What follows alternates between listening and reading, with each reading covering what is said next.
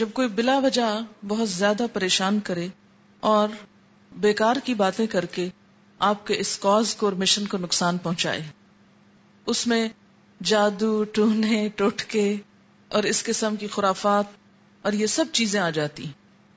ٹھیک ہے؟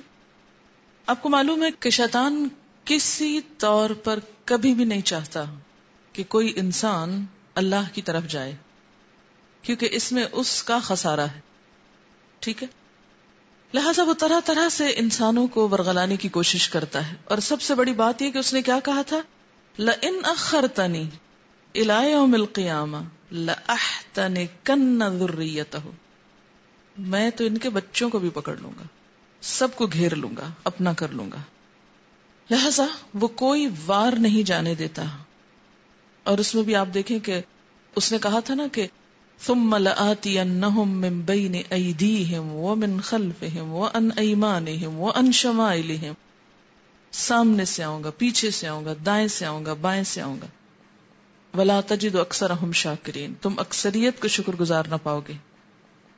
تو ہم میں سے ہر ایک کے ساتھ شیطان لگا ہوا ہے. نبی صلی اللہ علیہ وسلم نے فرمایا کہ جس طرح خون دوڑتا ہے ایسے ہی شیطان دوڑ رہا ہوتا ہے، یعنی ہر وقت وہ پیچھا کرتا ہے انسان کا.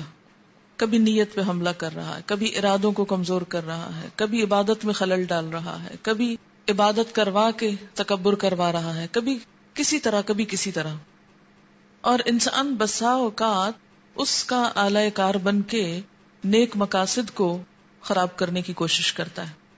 تو اس کے لیے کیا ضروری ہے کہ انسان اللہ کی پناہ میں اپنے آپ کو دے اور ان تمام چیزوں کو جو ایک نیک کام میں رکاوٹ ہوں ان سے خود نبٹ لے. بات یہ ہے کہ جب کوئی آپ کو کچھ کہے اور جواباً آپ بولنا شروع کر دیں تو نقصان کیا ہوگا؟ دین کا سارا کاز ختم ہو جائے گا.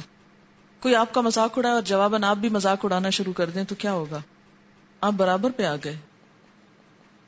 تو اس میں ہمارے پاس تو ایک ہی راستہ ہے، اور وہ اللہ کی مدد کا اور اللہ کا دامن تھامنے کا، کہ سب کی باتوں، شر، پروپیگنڈے، گفتگو، جادو، کلام، جو کچھ بھی ہے، اس سب کے جواب میں کیا کہتے ہیں؟ اللہم انا نجعلک فی نحورہم ونعوذ بک، تیری ہم پناہ میں آتے من شرورہم، سب کے شر سے، خواہ کوئی حسد کا ہے، عداوت ہے، بغض ہے، نفرت ہے، کچھ بھی ہے، جو بھی بدنیتی کے ساتھ تیرے دین کو نقصان پہنچانے کی کوشش کر رہا ہے، وہ دنیا میں کہیں بھی ہو، ان سب کے دفاع کے لیے اللہم انا نجعلک فی نحورہم ونعوذ بک من شرورہم